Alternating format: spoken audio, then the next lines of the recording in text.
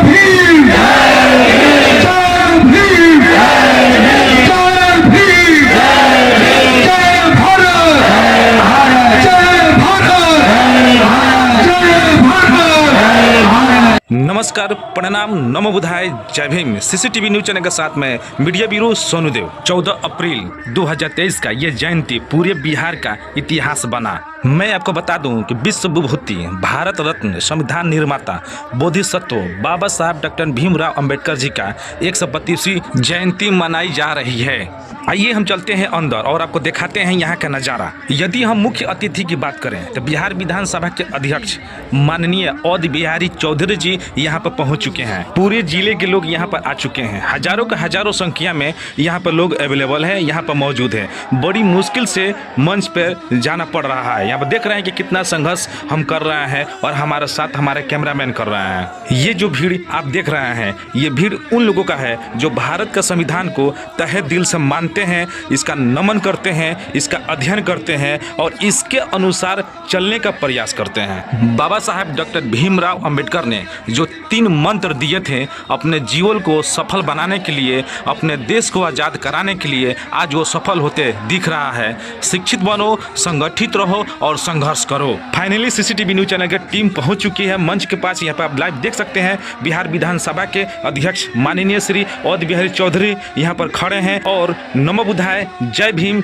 जय संविधान, जय मूल निवासी का नारा लगाते हुए दिख रहे हैं। इन्होंने सबके सामने आकर कहा कि आज जो कुछ भी है सर्वे सर्वा डॉक्टर भीमराव अंबेडकर जी के वजह से है। आइए आपको वो दृश्य दिखाते हैं जो देखने के लायक है, सुनने के लायक है और समझने के लायक है और कुछ सीखने के लायक है।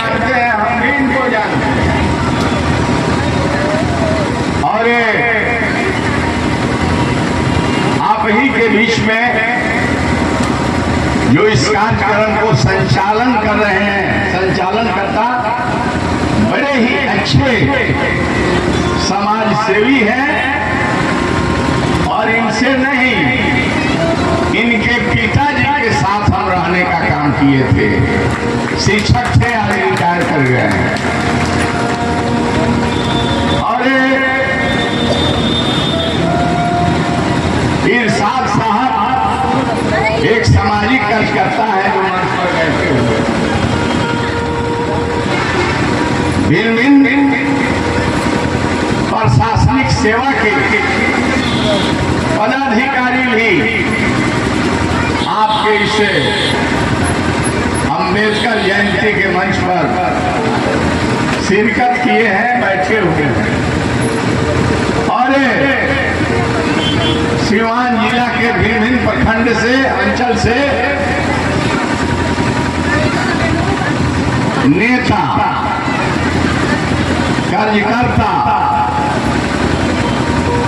नौजवान, बुजुर्ग, माता बहनें, प्यारे बच्चों, बच्चियां,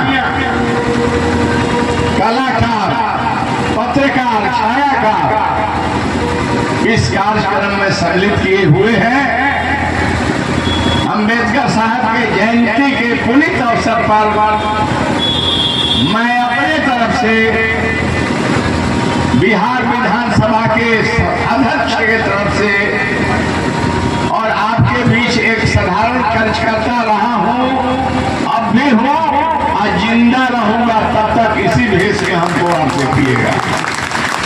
आपका अभिनंदन करता हूं, आपका स्वागत करता हूं और मैं अपने तरफ से जय भीम कहता हूं। बंधुओं, बाबा साहब ने जो संविधान हमें दिया है, उस संविधान को कलेजे में लगा कर रखने की जरूरत है। वही संविधान है जो हमको शक्ति देने का काम किया। वह संविधान रहेगा, हम ताकतवर रहेंगे। दुनिया के कोई और देश के कोई षड्यंत्रकारी तत्व क्षणिक हमें कष्ट में डाल सकता है, लेकिन उन तमाम कष्टों का अगर कोई दवाई है तो यह यह बाबा साहब के द्वारा दिया गया संविधान है। इसको बचा कर रखना, इसके लिए हमेशा तैयार रहना हमारा और आपका पवित्र कर्तव्य बनता है। बाबा साहब भीमराव अम्बेडकर की जयंती है और ये आप जानते हैं जो व्यवस्था देश की है, राज्य की है,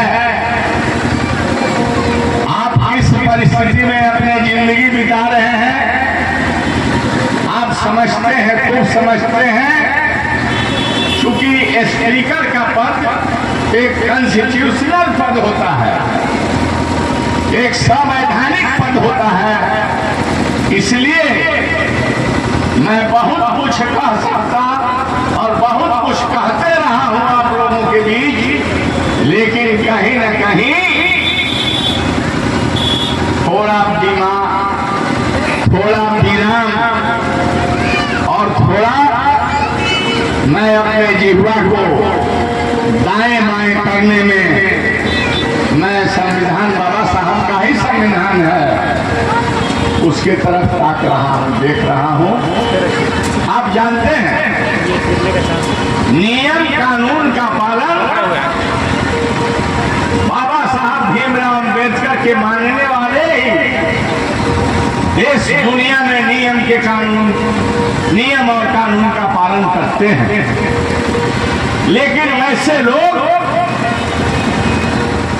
नियम को धज्जी पर रख करके अपने पद के गरिमा को ख्याल नहीं करते और जनता के मिजाज को अपने तरफ आकर्षित करने के लिए भिन्न भिन्न तरह के मंचों से बात करते हैं।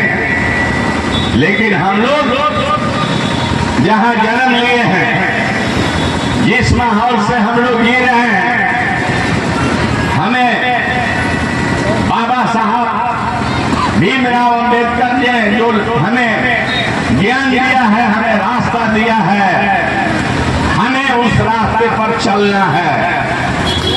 और मैं समझता हूं शिक्षित बनना, संगठित होना, संघर्ष करना जो उनका मूल मंत्र है, अगर ये तीन ही चीज को हम याद रखें और इसी को अपने जीवन में हम संगठित होकर उतारने का काम करें, तो मैं समझता हूं कि यह बहुजन समाज जो काफी नीचे है, इसको ऊपर जाने में कोई ताकत नहीं रोक सकती है। इसलिए हमें उनके दिए हुए मंत्र को हमेशा याद रखना है। आपके सुख और एक बात आप लोगों से कहते हैं, मैं जिस रूप में रहूंगा, मैं राजनीतिक बात नहीं बोल रहा हूं, मैं अपने इस हृदय की बात बोल रहा हूं। हम लोग किस तरह से हम लोगों का पालन पोषण अभाव में हुआ है और किस तरह से कष्ट से हम लोग जो भी पढ़ाई पढ़े हैं, दर्द और पीड़ा को मैं समझता हूं।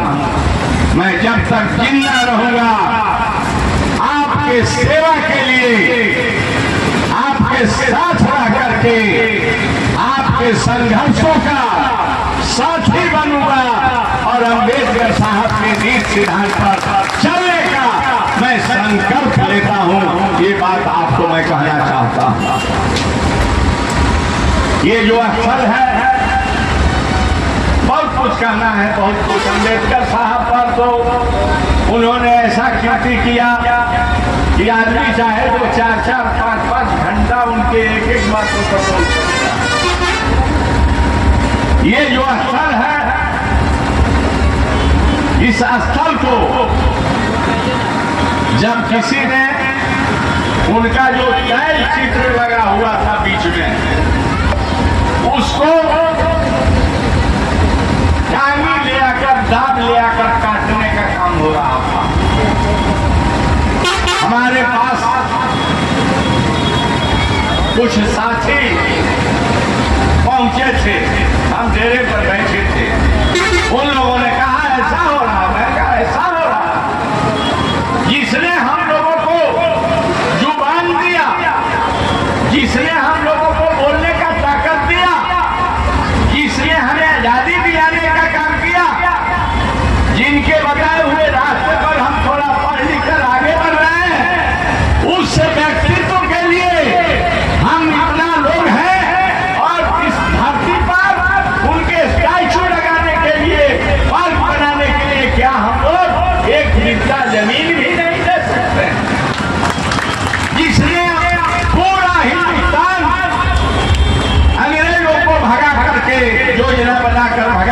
लड़ करके हमें आजादी दिलाने का काम किया, उसके स्मृति में हम यहाँ उनके स्टैचू और यहाँ पार्क नहीं कर सकते। हम आए, वो आधा काट लिया गया था, टीन का था, अम्बेडकर साहब का सिर्फ ऊपर का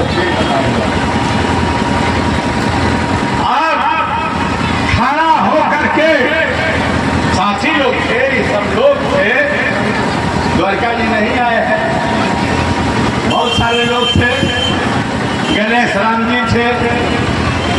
उसे तैल चित्र को मैंने यहाँ बीच में गड़वाने का काम किया और जो काट रहा था उसको कहे कि वो आराम से घर चले जाइए, वो चले गए। आज ये है, मैं आप लोगों से कहना चाहता हूं कि आपको मैं कुछ नहीं दे रहा हूं, जो दे रहा हूं वह समाज के लिए देना चाहता हूं। समाज रहेगा, उसी समाज के मैं भी एक व्यक्ति हूं, इसलिए स्थिति स्पष्ट होनी चाहिए।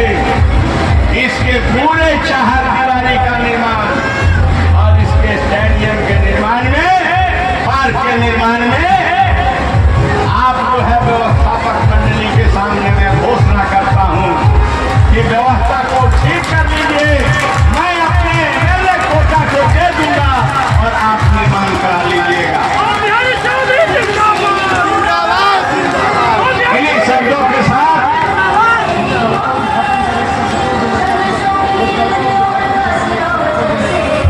और एक चीज और मैं बतलाना चाहता हूं,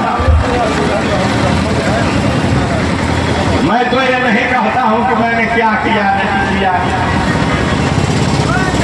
समझा कि मैं बतलाऊं आप लोग कि मैं भी आप में शामिल हूं। एक फाइनेंस कॉर्पोरेशन ऑफ इंडिया से पैसा आया, हॉस्टल हमारे आप लोगों के लिए हॉस्टल बनाने के लिए बीएमएचई हाई स्कूल में, इंटर कॉलेज में। अब उसको ऐसा दाव पेच करके वो पैसा रिलीज नहीं हो रहा था, कैंसिल हो रहा था और हम स्पीकर नहीं थे, हम एमएलए थे। मैंने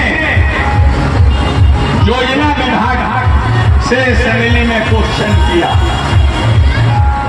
क्वेश्चन हमारा स्वीकृत हुआ, वह क्वेश्चन हमारा तारांकित क्वेश्चन था और वीरेंद्र यादव जी उसके मिनिस्टर थे, आज भी हैं, बिजली भी देखते हैं, योजना भी देखते हैं।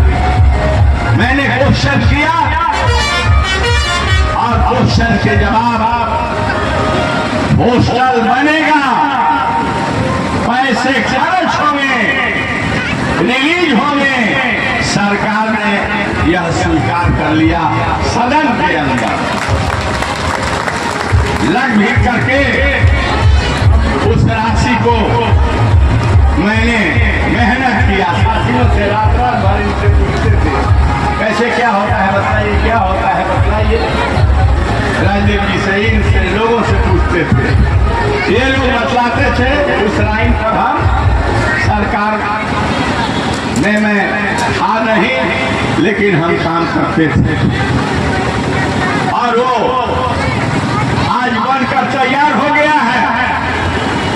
अब सिर्फ उसका उद्घाटन बाकी है, चूंकि नगर परिषद का चुनाव हो रहा था, कोऑपरेटिव बैंक का चुनाव हो रहा था, आचार संहिता लागू था, ये सब चीज खत्म हो गया और दिल्ली के टीम आकर के जांच करके भी चली गई। इसलिए मैं समझता हूं कि बहुत जल्द उसका मई तक आपके बने हुए बीएमएचई इंटर कॉलेज का जो बहुत अच्छा हॉस्टल है, कितना बेड है,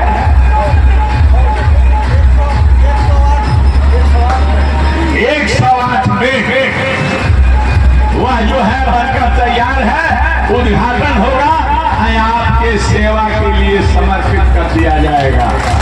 मैंने भी जो किया है वो कह रहा हूं। वो जमाने नहीं कहता हूं, कोई आदमी पॉलिटिकल माइलेज लेने के लिए कभी माइक लेकर पहुंच जाता है। तो देहात में कहावत है,